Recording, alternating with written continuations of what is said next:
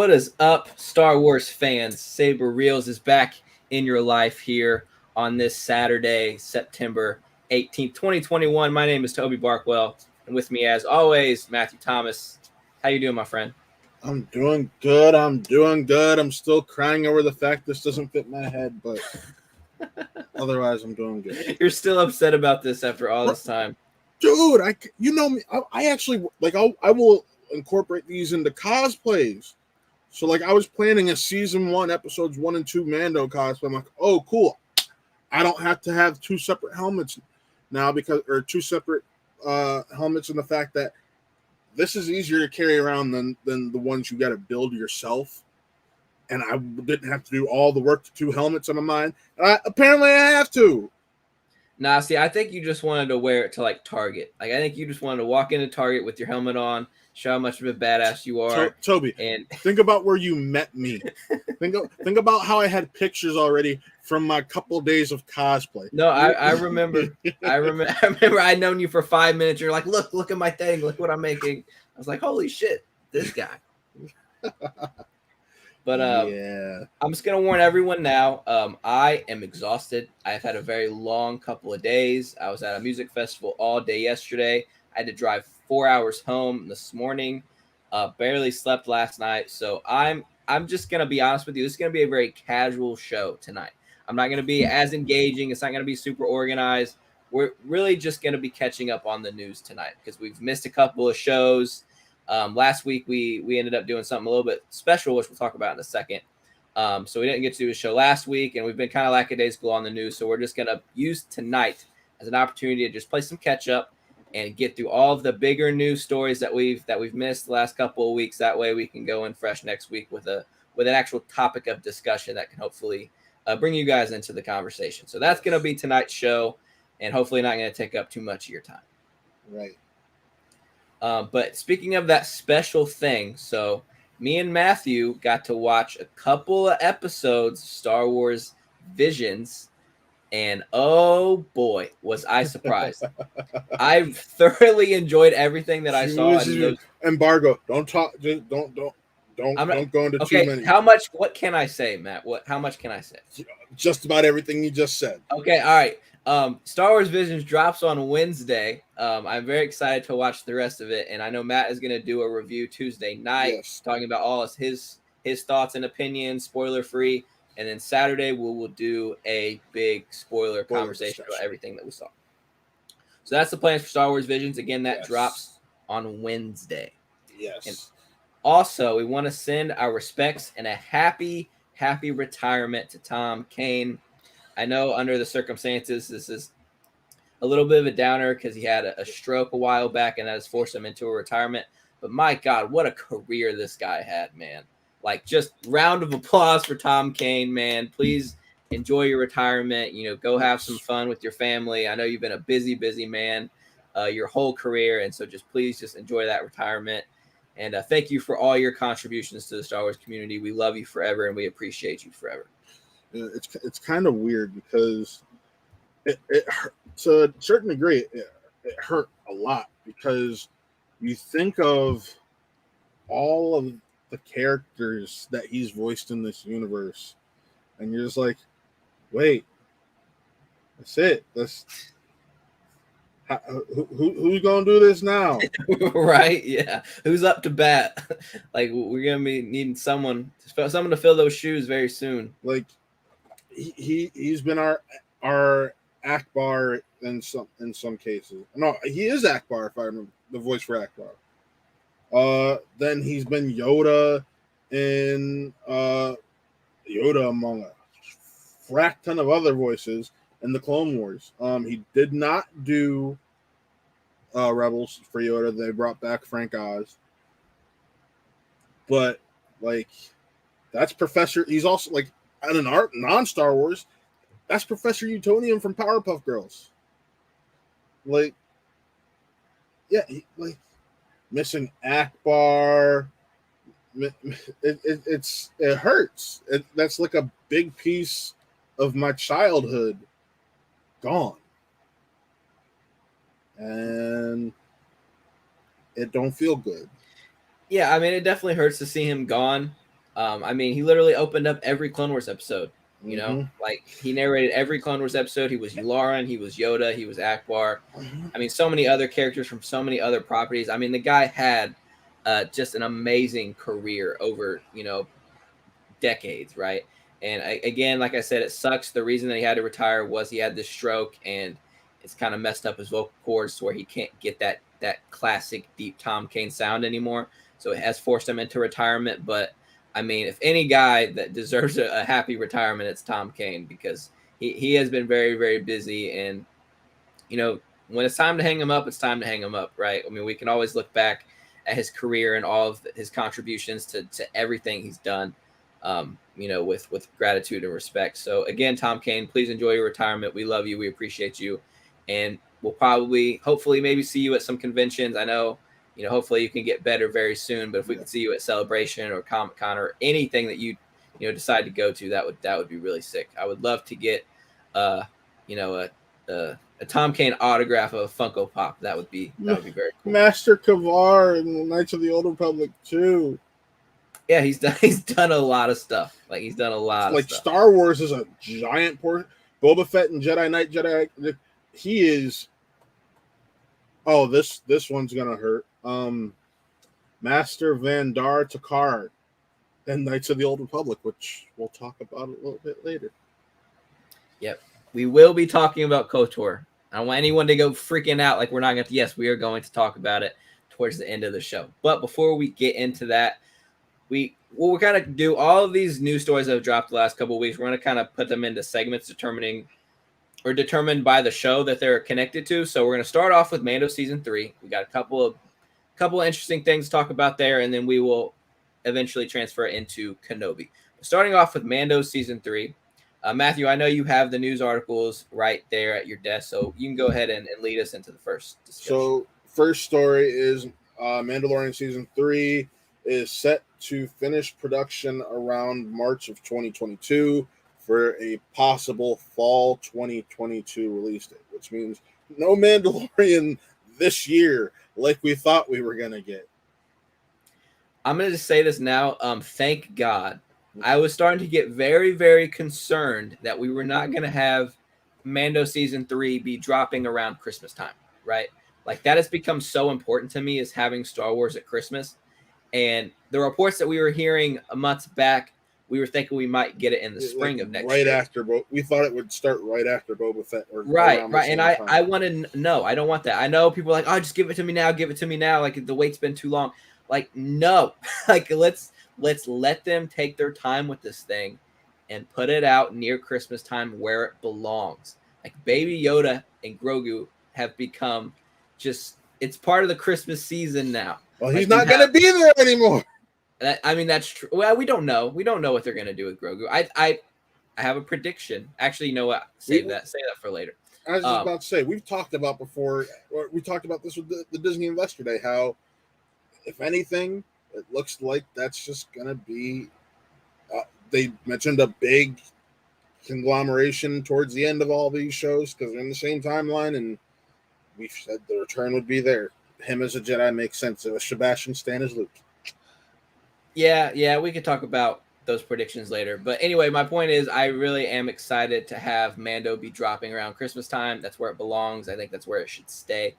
But a little bit more we can get into now, I guess, is some potential characters that we may or may not see in Season 3. Because Season 2 ended very much like, I mean, we had the big Luke moment and the Grogu moment. Yes, that was very important. But in terms of Mando and his story with Bo-Katan, his story with, potentially going to Mandalore and also Moff Gideon. Like, what is that going to look like, right? And we've gotten a couple of little statements from Katie Sackhoff as well as Giancarlo Esposito about their characters. And we'll start with Giancarlo Esposito, who he was on the red carpet and basically said he doesn't know, he doesn't know whether or not Moff Gideon will be in Season 3. He's confident that Moff Gideon will be in Season 3 because he thinks that he's still got a lot of story left to tell. But Matt, we were talking off screen about how none of these actors can say anything. Like, they are not allowed to say anything. They're really just, what they are allowed to say is all they're going to say, right? So I'm just gonna say this now: Moff Gideon will most definitely be in season 3. Matt, do you disagree? No, I don't disagree. Could I see him dying early in season 3? Possibly, but if anything, I think he's going to escape somehow, or the Mandalorian is going to let him go in some form of fashion, and just in a bit of mercy. Because we know, and you and I have talked about this.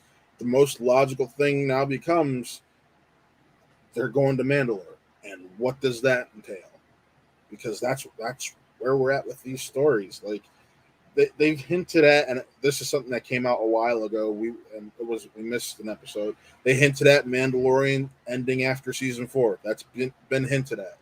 So, I mean, what can you like? It lines up. That gives you a couple years to work with stuff. Maybe seasons 3 and 4 will have a 1 year hiatus in them, just like seasons 2 and 3 will have ended up having, or a year and a half, nearly 2 year hiatus, however you want to describe it. But yeah, I think it's for the best, honestly. And I'm curious how Giancarlo Esposito's Moff Gideon plays into this, because he is a character who you necessarily don't need, because you want to know who can easily replace him, Toby, if you decide to kill him off? Ray Sloan. Oh yeah. I don't hate that, because what I was gonna say is that it would be very interesting for them to introduce a new villain in season 3. Like, it's been pretty clear Moff Gideon is the villain, right? And now he's captured. Very end of season 2, what's gonna happen to him? And you would think, oh, he'll eventually escape and go on and do his evil schemes like he'd been doing.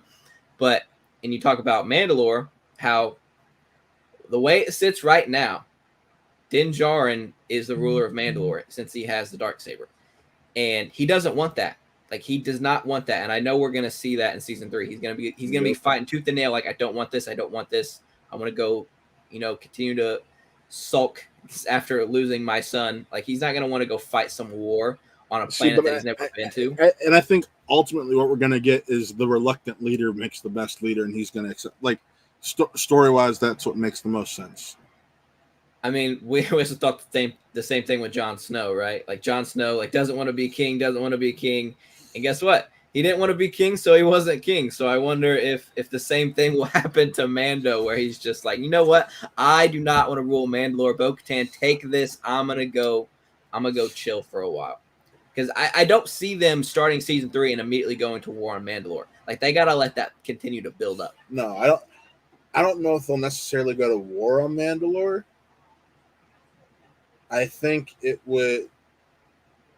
arrive, and it would be about the struggle that Bo is going to have to go through, because Mandalorian culture, they would have found out Din won the Darksaber, which means he's the rightful ruler, and it's going to be that situation where he tries to shift the power, and nobody is willing to just accept that he doesn't want it, and that he believes she's the right. Like, would you be shocked if you saw him? Would you be shocked if you saw him, like, if they set up a match and he throws it, just so he's not the leader, and they just do it in a convincing way? No, I wouldn't hate that. I think that would be very consistent with his character, which, to be honest, I think they're going to open up season 3. Mando's going to be, like, drunk in some tavern because he's just so depressed after losing Grogu, and, like, Bo-Katan's going to be, like, dumping water on him, like, trying to, like, get him to, like, snap out of it. Like, we got a war to go fight. And I wonder if that'll probably last a few episodes of him just, like, not wanting to do anything. He doesn't want to be a bounty hunter. He's not a dad anymore. He has no purpose, and he has to find that purpose again after losing Grogu. But you mentioned Bo-Katan. Katie Sackhoff had an interview recently, and kind of similar thing, saying a bunch of nothing, right? I mean, but she really was just talking about how her and Dave talk about Bo-Katan all of the time. And she knows what Bo's been throughout this gap. And I love how people are like, she's not the right age for Bo. No, she's about 50. So she's definitely the right age for Bo. I mean, even if not, Katie Sackhoff does not look 50 years old. She looks like 41 years old, right? So She's perfect. Like, I'm so glad they made that choice to cast her to continue to play the character in live action, because it works. And again, for the people who are like, well, they should have kept Ahsoka is a different story. It really is, and it's always going to be a conversation, but no one is going to do.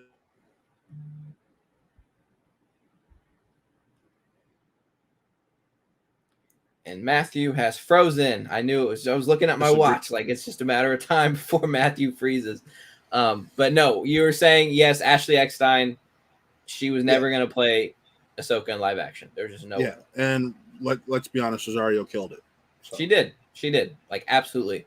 I mean, all your complaints about the costume, about the headdress, I thought it worked. Like, I thought it worked great. I'm sure they will make improvements going into her show, but I will just pop on the Jedi just randomly, and it just makes me so happy to watch. Like, it's the opening scene just is it's so great. Like, it's just so great.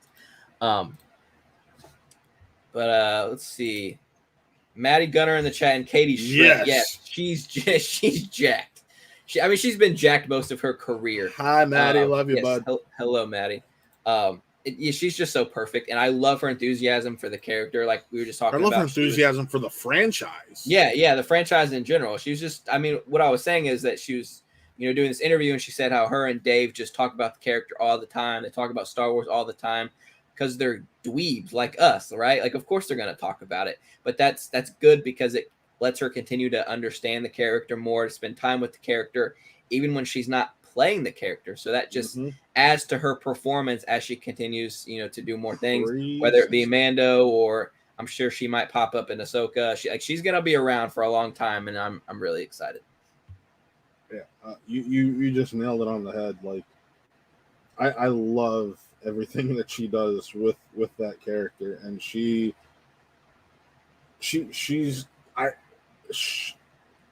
just hits it to a T, almost perfect, virtually perfectly. Like, you can't argue against anything she does with that character. And I didn't know how much I would love the character until we finally got to love the character on live action until we finally got to see it happen. You know what I mean? Right. And I mean, what other actor or actress has spent this much time playing one character in Star Wars up to this point? Right. Not many, like consistently, right? Like, she was playing Bo-Katan consistently from season 3 of Clone Wars all the way through Rebels, all the way up till now with Mando, like, not taking many breaks. Yeah, Maddie, I kind of agree with you there. It's going to be interesting to see, because she could, and it would be interesting because we both know Dan actually appreciates this relationship now, and it's just like, no, I don't want this to happen. I don't want this to be a wedge between us. Right, and I could also see,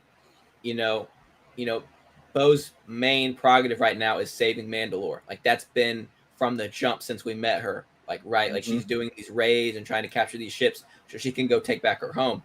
And now this man has the crown, and he doesn't want to do it. Like, of course she's gonna be mad and upset about that, right? So I could definitely see her being a sort of semi-antagonist in season 3, just because she has her goals, and if Din's not going to be going along with that, it's one of those, all right, if you're not with me, you're against me kind of things.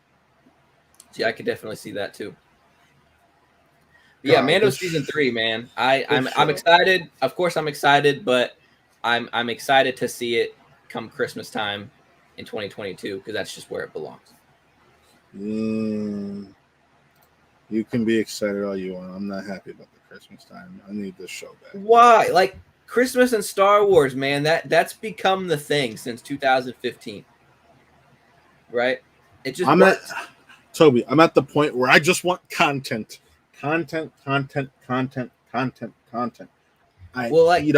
We're gonna keep getting content. I mean, we just had Bad Batch for months, right? I'm talking about the big, juicy, meaty Star Wars, like that stuff. The movies, we got a little bit of a break from the movies, and Mando has filled in that gap, right? And it's always been at Christmas time. And I mean, this Christmas we're getting Book of Boba Fett. That's gonna be the big, meaty, juicy Star Wars for right now. And then next year it'll be Mando.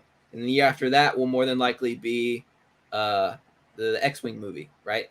So it's very, they're going to continue doing this, and I'm glad that they're doing it because it's the right decision. I just want to get to this. Yeah. Yes. Yep. I Called just it, want to man. get to. I just want to get to the point where we're at two Star Wars two live action Star Wars shows a year. That's where I want to get to right now. I mean, That's the focus. that's next year. Next year will be Cassian and Kenobi. And Mando, that's 3. And man, see, you talk about content, man. Next year is going to be bananas. Like, we're gonna be so busy on the show talking about everything. I don't know how we're gonna do it. I don't know how Alex. And we got Bad Batch. Shout out to Alex from Star Wars Explained, bro.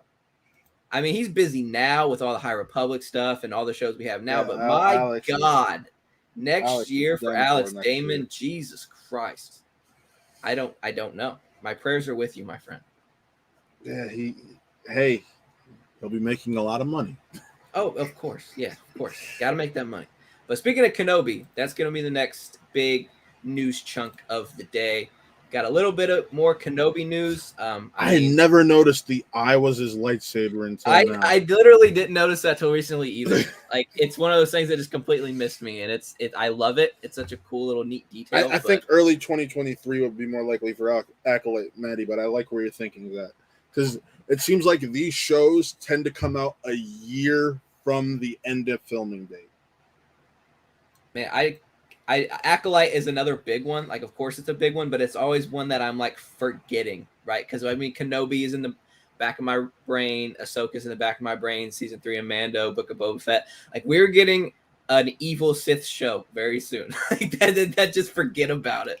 You know what I mean? Like, we're getting so much different stuff. part of the timeline. Yeah, it's an exciting time for sure. But anyway, Kenobi, right? We'll start off with Sun Kang, right? He is gonna have a lightsaber. Yippee! Like, we're gonna be seeing so many lightsabers in this show, so much lightsaber goodness, which we've kind of missed out on, right? Because of, I mean, we saw Ahsoka, have her lightsabers in Mando, but for the most part, not a main character in Mando having lightsabers. Not seeing a lot of lightsaber battles. You got the dark saber. I mean, the dark saber's cool too, but I'm talking about like just I know, like Jedi using lightsabers. You want lightsaber on lightsaber. He never said he's a Jedi. He just said he's wielding a lightsaber. That's true. So I mean, that was gonna be my big question: is who is he playing? Is he playing an Inquisitor? Is he playing a survived Jedi?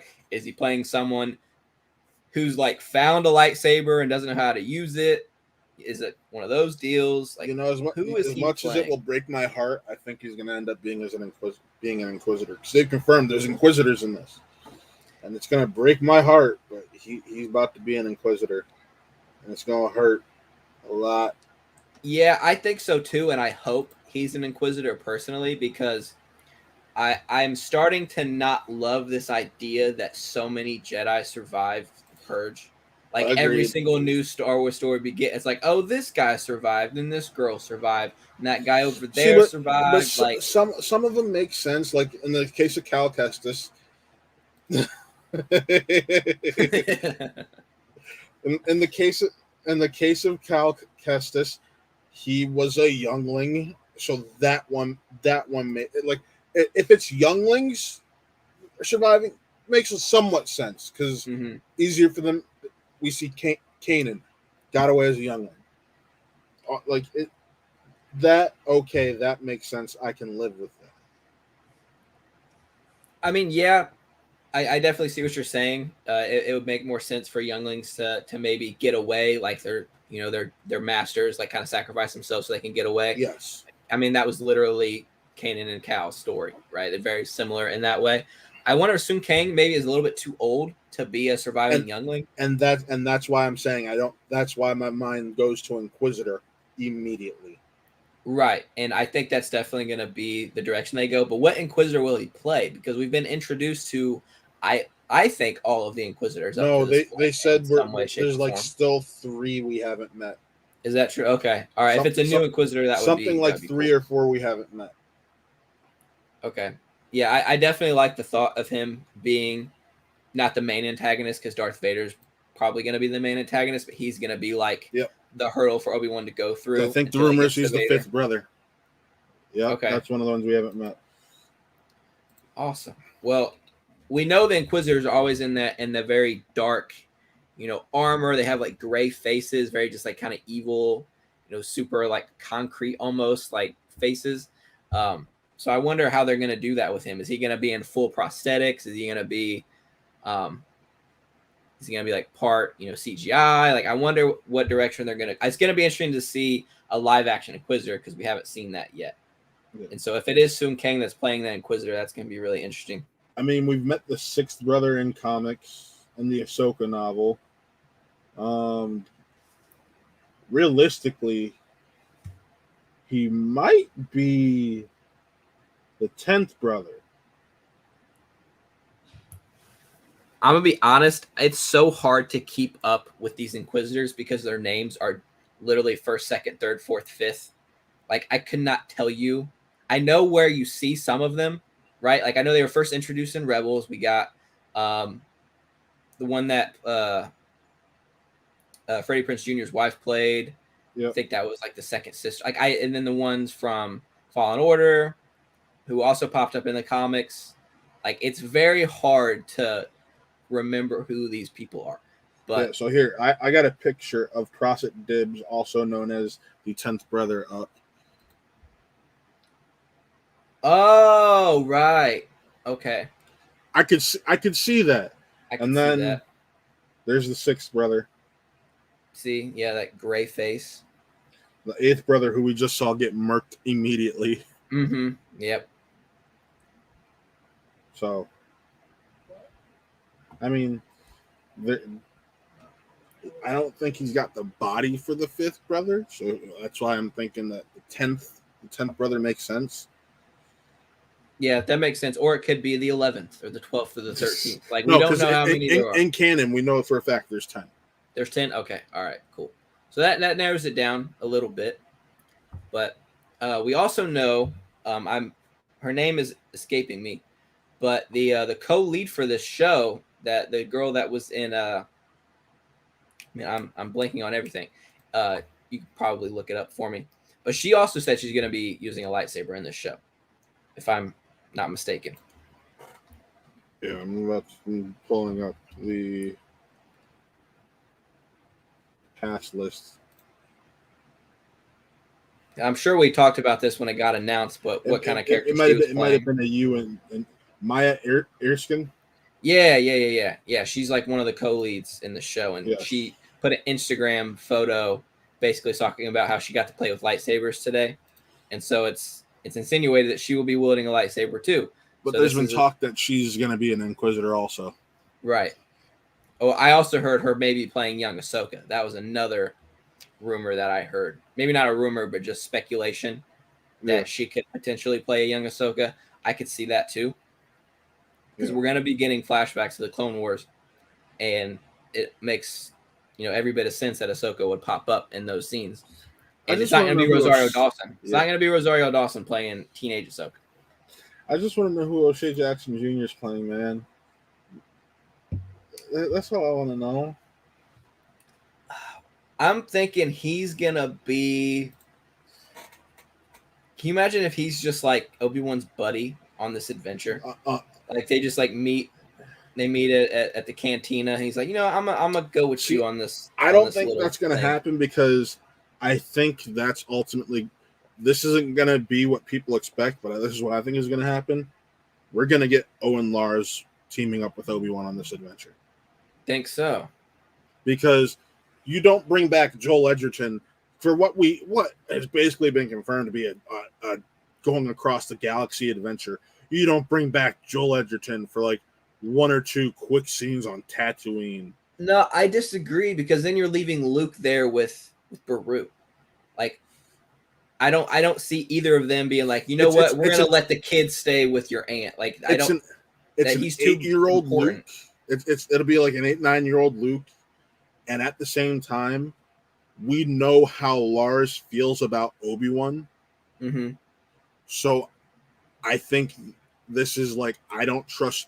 Because this show is going to be partially about him learning Vader's alive, And I think Lars is going to be like, I don't trust you to handle this alone. Because you didn't do it the first time.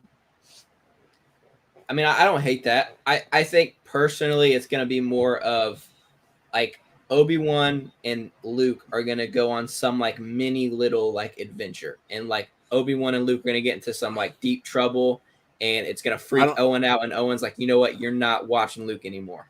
And that's when the separation kind of happens between them. Because I think up until this point, I guarantee you the story starts and they have a great relationship. Like they have a great relationship. No, we know from the comics that they already do not have a great relationship. Oh, that's right, man. I always forget about the damn comics. Right. That's why that's where this logic was coming from. Yeah. I remember because in that story, Luke was like 6. Yeah. You're right. Okay, but I still want to see. I want to see why. Like I want to see the scene where Owen decides, you know what, Obi-Wan, you're staying away from Luke from now on because you're just gonna get him in trouble. But like, you want to know who I think O'Shea Jackson Jr. is going to be? Who's that? I think he's going to be whoever the pilot is for Kenobi on this adventure. Oh, okay, yeah, I could see him being that. He's definitely going to have a big role, and I think he's going to be the. I'm taking the under. I don't think he'll show up. I think we get the voice, but I don't think he's showing up because he never learned how to appear in Force Ghost form. Yep, I would agree with that. Qui-Gon will be in the show in one way, shape, or form, but it will more than likely be his voice. And I actually see him having like a pretty big role in that regard. Yes. Like at any quiet moment Obi-Wan has to himself, I guarantee you hear Qui-Gon a few interrupt times. It. Yeah. I mean, it's another thing that the fan base has been begging for is having Qui-Gon come back, and we heard him a little bit in Rise of Skywalker, but in this story, it just makes all the sense in the world for Qui-Gon to really be there in Obi-Wan's head and kind of guiding him on this journey. Because Qui-Gon knows the truth about what happened to Anakin. He's not going to tell him. He's like, you got to find this out for yourself. Would you be surprised if they had Obi-Wan senses something and then ultimately he learns through a Force connection with Qui-Gon and be like, why did you withhold this from me, this, that, and the other? It could be a very similar thing to where like when Luke found out about from a Vader, certain point of view. From a certain point of view, I could definitely see that. And that could be where he gets that line from. Man, that moment is going to be so huge. It's going to be like a top 5 Star Wars moment when Obi-Wan learns the truth. I don't know how they're going to pull that off, but it's such an important moment that we've yet to see. And I mean, I definitely trust that they're going to do it right, but my God, that's going to be huge when we finally see that. Yeah, without a doubt. And then there's still this last little bit of Kenobi news we got to talk about, which is they apparently recently were filming at a college swimming pool in LA. The reason they could say that is because their pictures you can see right there, 2 set initials are JT, which stands for Joshua Tree, Joshua Tree, which has widely been reported as Kenobi's production name. And right here, this is the part that Toby and I both were like, okay, this is where it gets interesting. One of the interesting bits, best and Bulletin is reporting blue screens were being set up in and around the pool, suggesting that underwater scenes were being filmed there. Dry ice was being used, presumably to create a mist effect above the water. This tracks with reports that concept art involving a water planet was shown during last year's Disney Investor Day presentation, along with interviews with Ewan McGregor and Deborah Chow. That was the part of the Obi-Wan production that we couldn't see, and we were all crying about because we wanted to see. And then it's also being reported that they shot a scene with Vader in the volume, which has him entering the forest, reminiscent of Dagobah, but not necessarily Dagobah. And that the scene felt tense, like Vader was preparing for a confrontation. All right. And then last not least, It's mostly been shot in order, so those scenes have been for later in the series. If that's true, it most likely means these scenes are a part of a confrontation between Obi-Wan and Vader. It's difficult to know for sure, and that apparently the series has wrapped filming, and no official announcement has yet to be made, and we should expect it sometime in 2022. All right, There's a lot to unpack. Yeah, there's a lot there. I'm going to start here. I'm going to recklessly speculate for a minute, okay? Speculation. I know that the report said that wasn't necessarily Dagobah. However, what if it is Dagobah, right? And Vader is going to confront Yoda, and they're not going to fight because this is like a Force, like common ground thing where like Yoda respects the Force, and even Darth Vader respects the Force in this way to where they're just going to meet and they're going to have a conversation. I don't know what about, but I obviously going to be very, very tense. And what if Darth Vader is going to Yoda for advice?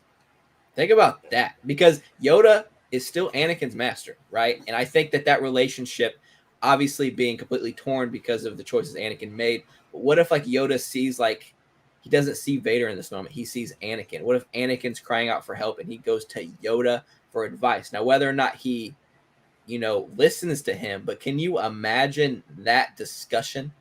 Yoda and Darth Vader, and that's how Yoda finds out that that's Anakin. I would say that is without a doubt reckless speculation, because if they knew to go to Dagobah for Yoda, he'd be gone a long time ago. So I can't. I just think that would be so amazing. While I love the fanboying and the fandom, I can't get behind that one.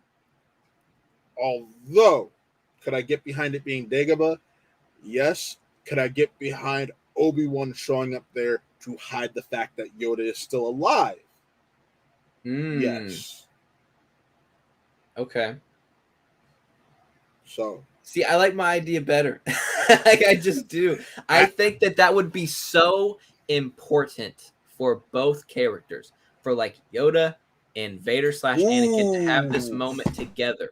What if it's Naboo? A lot of what? Okay, I saw that and I wanted to talk about that because in the recent Vader run, when Vader goes back to Naboo to find what happened to Padme. And I read the whole arc. I've not read the whole comic, but that arc is incredible. That's not the most recent one. That was because they have one going on now that's more recent. But that was like the second Vader run. Vader run. The one where we get to explore, honestly, one of the best fucking runs in comics.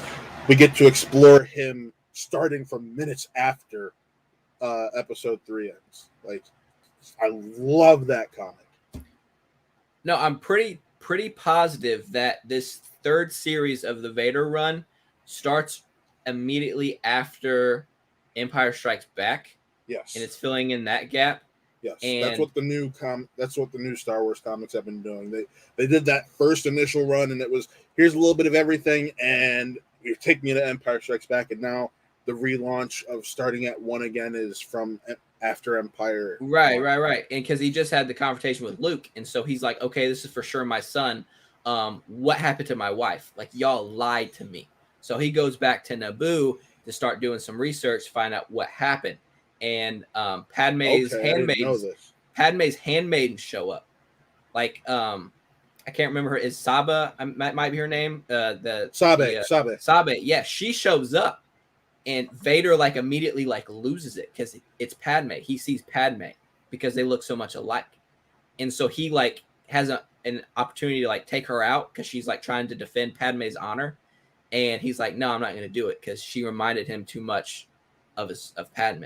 And it's an incredible arc. I highly recommend y'all find it. I don't know if it's on paperback yet, or maybe you can find it on like the Marvel Unlimited app or whatever, but go find it. It's incredible. So when Maddie, you talk about it maybe being Naboo, at this point in the story, I don't know if he would have a reason to go back to Naboo. He could. Unless it is just visiting Padme's dream. Visiting, yeah. Because he has visited. So in that case, that does make sense. And that would be incredible to see on screen as well. Like Vader having a moment with Padme, like at her grave. Like, my God, I'm already crying about it, just thinking about it. But no, man, I like my idea. I'm rocking with my idea that Vader and Yoda have a conversation, and Dagobah is a very force-heavy, force-centric planet. I think they both respect that. So there will be no fighting.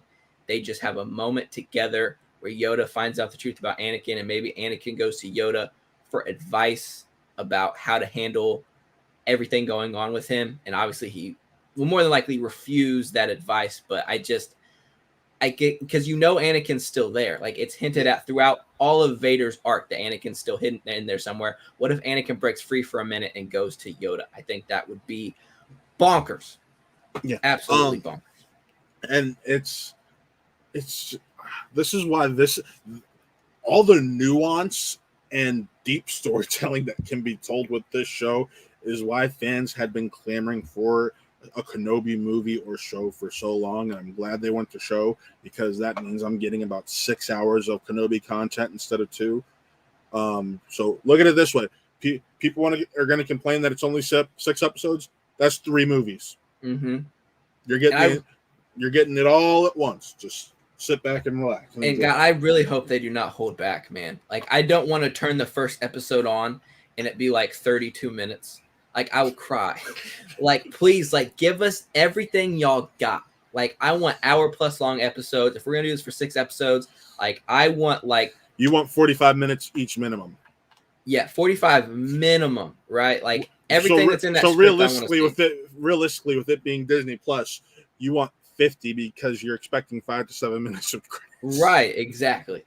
But man, this show, I mean, we've talked about it at length and we're going to continue to, but this show is going to change everything that we know about this franchise. And my God. No Monster of the Week episode with this one. Just give us the good stuff. Maddie, 1,000%. Like, I will take them. Like, I'm not going to be one of those guys that complains about the Monster of the Week or, side missions or what the filler episodes. Like, it's all Star Wars. I love it. But this show is too important to have an entire episode where, like, Obi-Wan goes to, like, save some like farmer that got lost or something. Like, I don't want to see any of that. Like, I want to be an edge on my seat every moment of this show. Like, and I'm not one to usually be like, this needs to happen, this needs to happen, this needs to happen. I like to just take my Star Wars as it comes and analyze it and engage with the story presented. But in this case, this show, it's kind of hard to Toby's like, no, this needs to happen. This is the one where I have expectations that must be met. And trust me, I don't want it to be that way, but the story is too important to not have expectations. And I'm going to do my best as we get closer to that show coming out to kind of dial it in and just really kind of prepare myself for what's coming. But as it sits right now, man, my expectations are through the freaking roof for this show. And man, this is one that I definitely can't wait on. I need it. I need it. I need it. All right. We're going to wrap up here with finally. What you want to do, because we forgot to start off with it, what we've been doing in Star Wars before we get. Oh, right. Yeah, we missed that. And there's a reason why. I've taken a little bit of a Star Wars break since the Bad Batch ended. I haven't really bought any figures. I've not bought any Funko Pops. No, I've not really watched anything, engaged in anything until about a week ago. Yeah. Once Vision started getting hyped up, I started getting excited for Visions again. So that's definitely gonna be a thing. Like, I'm excited to watch the rest of it on Wednesday. And then Hasbro just said, "Hey, we're coming for your wallet." It never ends with Hasbro, man. They love to reel you in. Once you put your guard down, they come back and it was like, you gotta get this, and you gotta get that. Yeah, it was funny because I remember I sent you that picture and you're like, well, what? Yeah. I have not pre-ordered it yet because it is very expensive, and I want to wait and see. But Matt, go ahead and tell the kids. And that's why I love Amazon, because they don't take your money until it's ready to ship. And for those wondering what we're talking about, I pre-ordered the Ray Saber. They announced. I know they have a picture of it here on Star Wars News. I just gotta get. It's a beaut. It's a beaut of a lightsaber. It's a Black Series Ray Saber, and it is gorgeous, and I love it. And it's better because Toby was like, "Oh, I'm gonna blow my load and get the Galaxy's Edge Saber." I'm like, wait. Do what the smart thing is, and you always just gotta say screw it. I know they're probably going to do a Black Series of this. Let's wait and see and compare. And this right here, this blows the Black Series one out of the water. You Or mean excuse me, the Galaxy's Edge one out of the water, because it's a little bit smaller, less chunky, and on top of it, it has the working knob. It is not a switch like a Galaxy's Edge. This is a knob. You push it to turn it on, and push it the other, and turn the knob the other way to turn it off. And it is gorgeous. And it's got the built-in belt clip, just like it should. And then other things, Hasbro just announced a ton of repaints. That's all that matters here. They announced a ton of repaints that no one cares about. But my God, I a happy boy. I a happy boy.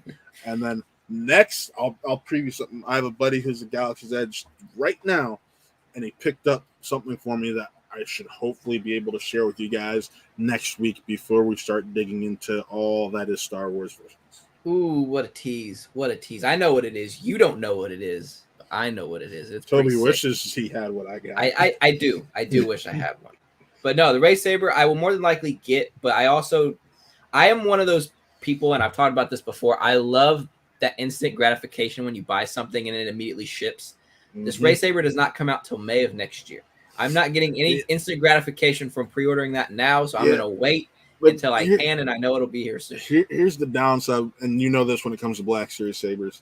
They have no issue being like, hey, it's sold out. You got to pay $50 more now. And you're just like, no. That's true. Oh, one thing I just remembered, one update that was actually really exciting. I got an email a few days ago from Hot Toys. And what's coming? It was an update on my Captain Rex, basically saying like it'll be there soon. So there's no like it didn't ship yet, but they basically said like here's an update on your order. So that tells me that they're starting to process them, and hopefully I will be getting my Captain Rex Hot Toys very, very soon. Put them right next to my Commander Cody that's right in front of me. So hopefully I will be sharing that with you in the coming weeks. I pre-ordered that like a year and a half ago. And so I'm very excited for it to be here. Maddie, I was torn between which Darksaber I want, and I think I'm gonna go with the Galaxy's Edge one for the sheer fact that I don't like how thin. I don't know if Toby, if you've seen it, how thin the lining is for the white and for the Black Series one. Some people like that one looks more realistic. I think having more white around the black blade looks more realistic to me. It's all going to come down to a preference. I do think the hilts are about the same quality, but also like the Black Series one is $50 more expensive. So I'm like, what's $50? I mean, what's $50 to me? Like it's like I would rather just have the better quality item. And the Ray Saber, if I'm not mistaken, is it the Ray Saber? Is it the blade yellow? Like it's already like a yellow plastic. So when you turn it on, it looks even more yellow. It's just like, let me see, because I'm pretty sure it's clear because they showed video of it working at the. Oh, okay. And the picture that I saw, I thought that was like a yellow plastic. See, that's just them how they try to show the lighting when you take the live pictures. But the thing that's really cool with the Ray one is they do have a I'm pulling up the video because it's actually really fucking cool. Yeah, I got it. I gotta share this with the class.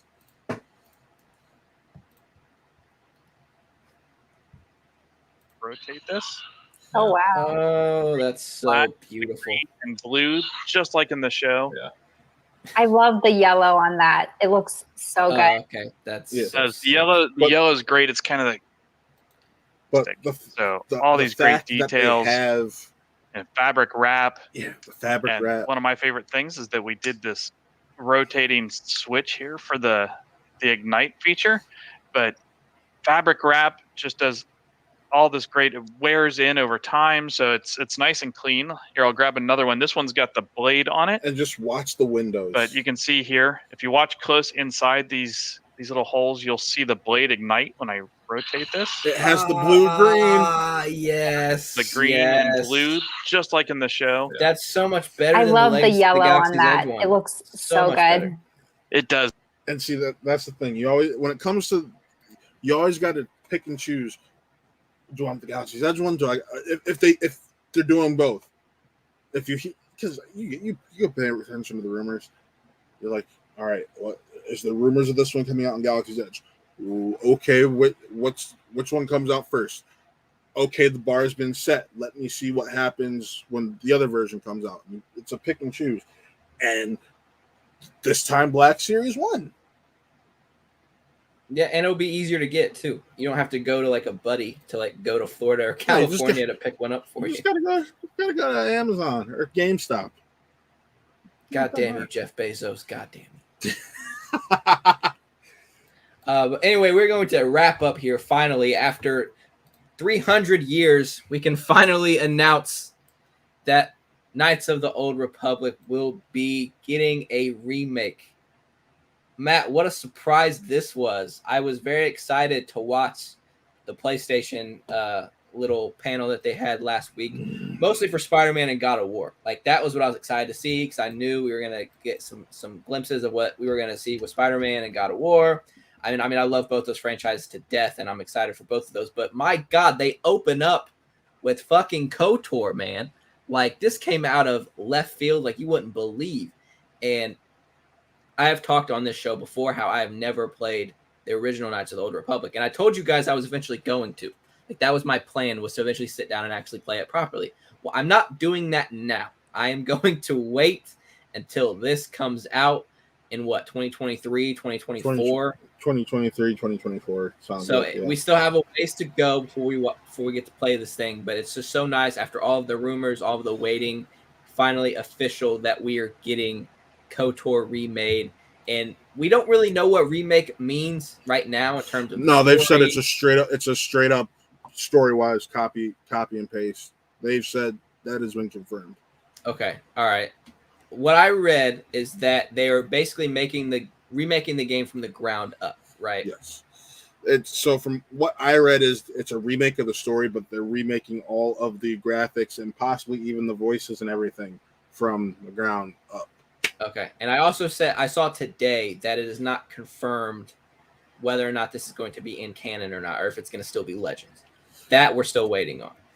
You want to know what my thought is? Jess! Hi, Jess. Love you. Hello.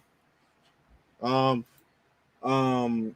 My thought is this will be the way of making the announcement. Revan's, even though he already is in canon, Revan's back in canon, and we can let this story be canon because this is one of those ones I think Disney realizes we can't change or touch this. Mm-hmm. We have to figure out a way to fit what we want to do after this timeline around it. I think they realize that.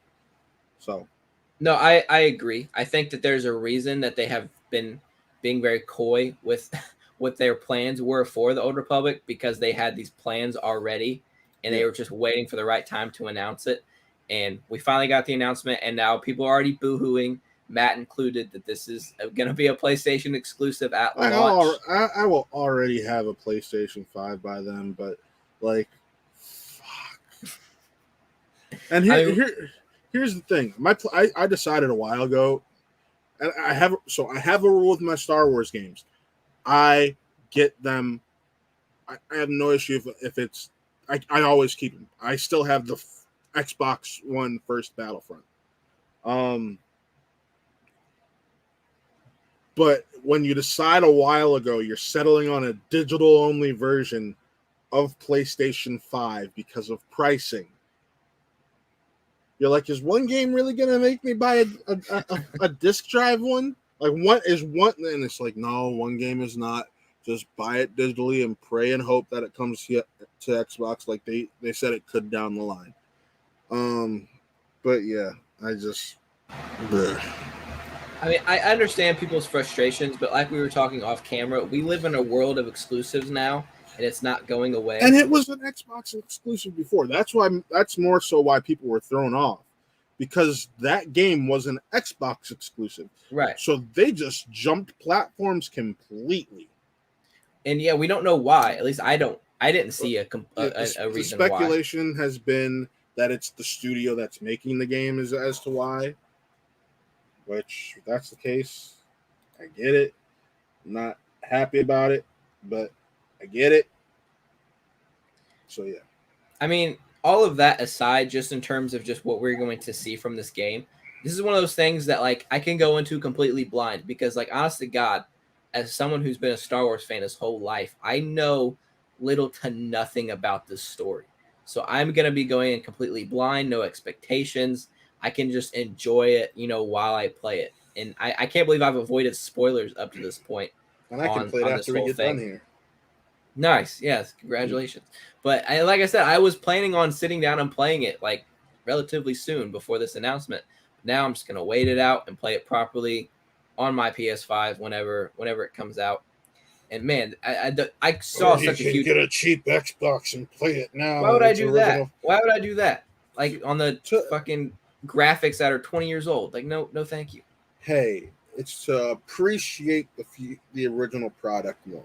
Especially if they are especially if they are doing stuff like voice changes and things like that.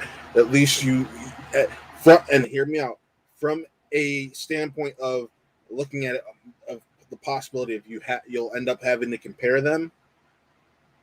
See, I don't want to play the compare game. Like I really don't. Like I want to just go into this thing as blind as possible. Well, what if they do change it? What if they do change it? Like, I won't know. I literally won't know and won't care because I have no attachment to the original when game. you find out when you find out they change it, you're like, you could be speaking down the line, future, you could be like, I kind of want to visit what that difference is. I mean, maybe down the line I'll play the original game after I've already beaten the remake. But that just so I know for sure, or maybe I'll just watch a YouTube video of someone playing it, just so that way I get both stories. But my understanding and what you just told me is that this is going to be the same exact game, just like with everything remade, like graphics, voiceovers, the gameplay, mechanics, like everything is being remade. Yeah, that's what it sounds like. Which I think is the right decision, because if they didn't do that, you have a whole big chunk of the fan base very angry if they were to change anything from KOTOR, because it is so beloved by the fans. So I think this is the right move. It just sucks that we have to wait as long as we do. Yep. All right, Matt, any final thoughts on anything that we have talked about? I will ask you this as a closer. No, I'm not going to ask you this because I already know your answer. I was going to say, out of everything we've talked about, what are you most excited to see? Like, out of all the little news stories, tidbits, like, what are you most excited to see? And what do you think my answer is? It's going to be Kenobi. Yeah, you're correct. Yeah, mine too. That show, man. That show.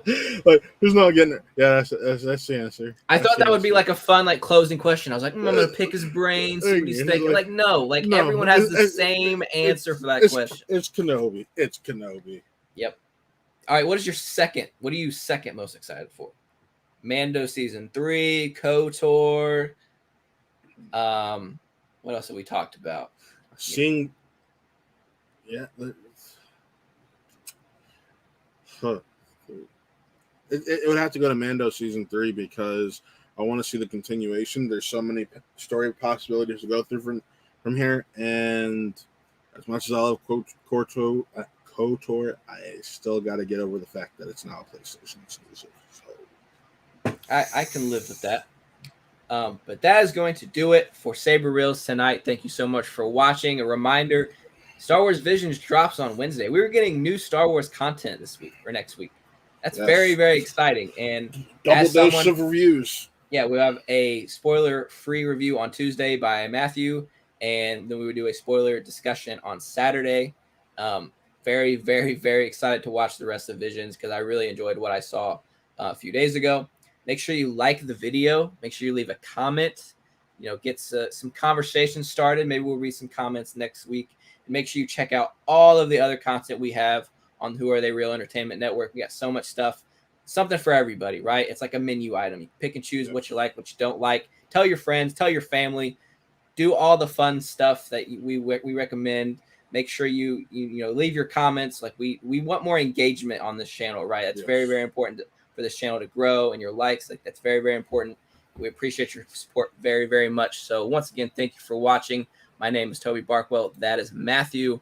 We will see y'all next time. May the force be with you always.